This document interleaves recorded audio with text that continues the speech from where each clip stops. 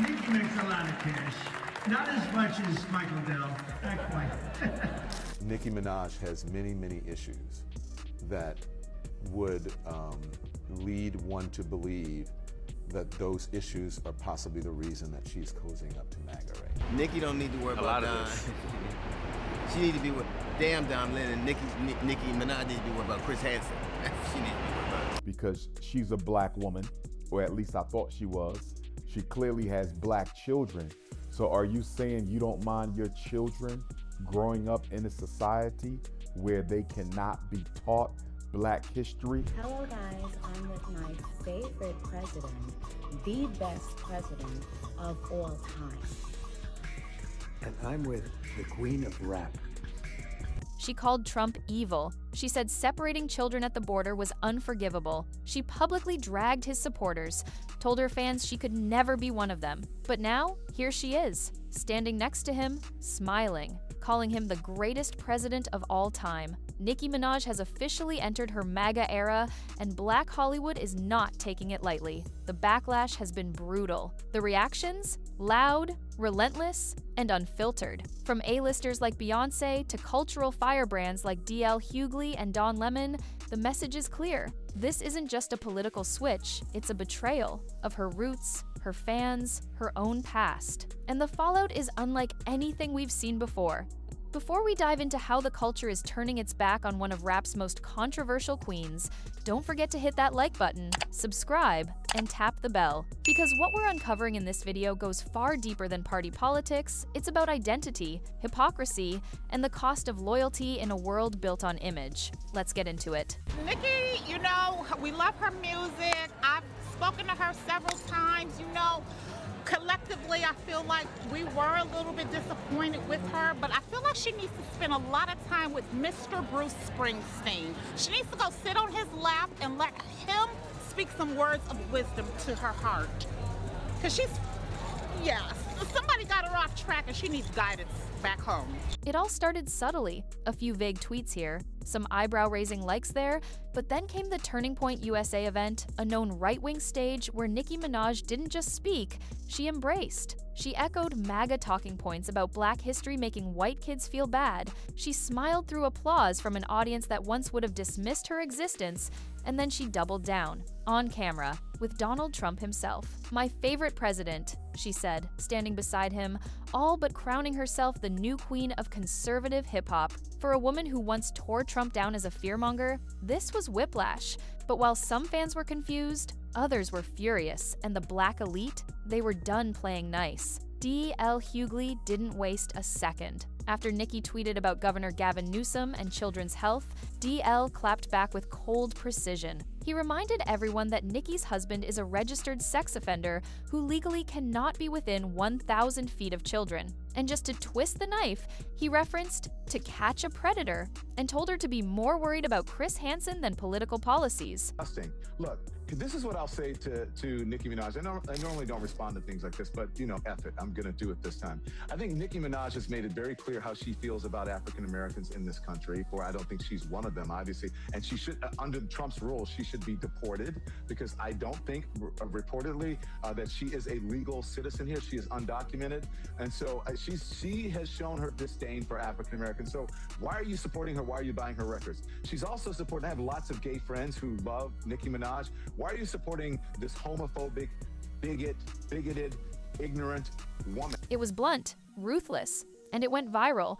But DL wasn't alone. Don Lemon, who Nicki targeted with a homophobic slur, fired back with rage and receipts. He didn't just defend himself, he questioned her very place in the culture. "She's not even a citizen," he snapped. "She should be deported under Trump's rules." Don took it further, accusing her of being a homophobic, bigoted, ignorant woman who has lost all moral ground, especially with her massive LGBTQ+ fan base now watching in shock. Because that's the part people can't get over. Nicki's entire rise was powered by Black women, gay men, and queer youth who saw her as a colorful, bold voice in a culture that didn't always see them. But now she's using slurs. Now she's repeating rhetoric that undermines the very people who gave her that crown. Reality star Tiffany New York Pollard told TMZ that Nicki's shift felt like a slap in the face. She said Nicki still makes great music, but something or someone has gotten to her. Tiffany even joked that Nicki needs to sit on Bruce Springsteen's lap and get schooled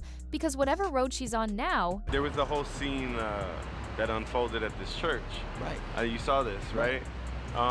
Nicki Minaj going after Don Lemon. You see this, like for reporting it. It was so funny to me. People hate. It's so funny how many on the right hate. They hate transgender and gay people more than they do pedophiles. It's amazing to me. Nicki don't need to worry about Don. She need to be with damn Don Lemon, and Nicki Minaj need to be worried about Chris Hansen. Is leading her straight off a cliff. But it wasn't just jokes. This wasn't shade, it was heartbreak. The kind that only happens when a cultural icon betrays the people who believed in them the most. And then came Beyoncé. Quiet, calculated, but unmistakable. Sources close to the Carter camp say Beyoncé has cut Nicki off completely. No more invites, no more behind-the-scenes love, no more Rock Nation protection. It's the same thing she did when Kanye went MAGA. First silence, then distance, then deletion. And for someone like Nicki, who fought tooth and nail to maintain relevance in an industry that chews women up after 35, that kind of cold shoulder hits different. Because without the support of women like Bey, Nicki's industry armor starts to crack, fast. And Black Twitter, they were already sharpening their knives. But then, it went even deeper. Dr. Umar Johnson, rarely subtle, never silent, laid it all out. According to him, this isn't just about clout or even desperation. It's a strategic move by the Republican machine, with Candace Owens falling out of favor for going rogue and attacking Zionist influence within the party. The right needed a new Black woman to parade around, someone famous. I believe that Donald Trump and the conservative movement in this country selected Nicki Minaj because they needed a replacement for Candace Owens. Remember, Candace Owens has fallen out of favor with the Republican Party and the mainstream conservative white agenda because she's now exposing the Zionist control of the conservative movement and of the United States government. In fact, Art, I would argue that Charlie Kirk was assassinated, I believe, by the Zionist movement. We're going to distance ourselves from Candace, and this is Donald Trump, the Republican Party, and the mainstream white conservative movement. We got to find another Black woman. We got to find another Black woman who can compete with Candace Owens nationally and internationally to bring attention away from Candace Owens, who is highlighting the Israeli influence on American politics. And so who better to use than Nicki Minaj? Someone loud, someone they could use to prove they're not racist. And who better than Nicki? A global superstar with millions of followers, a history of controversy, and a desperate need for protection amid her husband's legal troubles. According to Umar, Nicki isn't just flipping politically, she's being positioned, groomed, sold as a replacement puppet, and the timing couldn't be more calculated. Because that Turning Point USA event wasn't random, it was deliberate. And her comments about Black history being offensive to white kids, that wasn't a slip-up, that was a test balloon. Nicki Minaj, mother to a Black son, stood in front of a crowd and argued that teaching America's real history might hurt white children's feelings. She said it like she believed it, like she forgot the entire system that let her build her empire while crushing people who looked like her every step of the way. Dr. Umar called it out plainly, "You don't mind your children growing up in a world where they can't learn their own history?" That's not just hypocrisy, it's betrayal on a generational level. Correct, but she said something to the effect that it's not just that we tell Black children to feel proud of themselves, but it's like we're doing that, and at the same time, we're telling other children not to feel proud of themselves. And so I guess she was alluding to this false narrative that the conservatives are putting out there, that teaching Black children Black history and teaching white children the true history of America is somehow going to make white children feel bad about themselves. That bothered me because she's a Black woman, or at least I thought she was. She clearly has Black children. So are you saying you don't mind your children growing up in a society where they cannot be taught Black history or the true history of America because some people feel it offends the self-esteem of white children. And this is so hypocritical, Art, because we've been in America 400 years at least under British North American control.